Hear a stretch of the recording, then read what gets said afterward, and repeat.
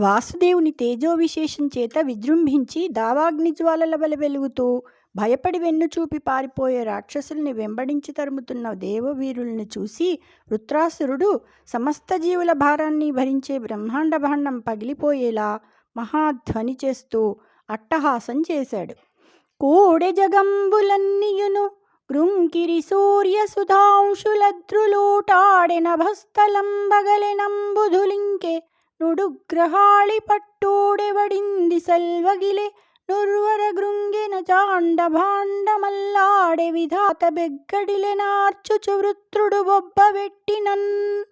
వృత్రాసురుడు అలా అట్టహాసం చేస్తూ బొబ్బ పెట్టగానే లోకాలన్నీ కలిసిపోయి ముద్దగా అయిపోయాయి. సూర్యుడు చంద్రుడు అస్తమించారు. పర్వతాలు కదిలిపోయాయి. ఆకాశం విచ్చిపోయింది. సముద్రాలు ఇంకిపోయాయి.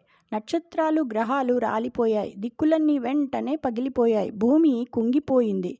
బ్రహ్మాండం వణికిపోయింది.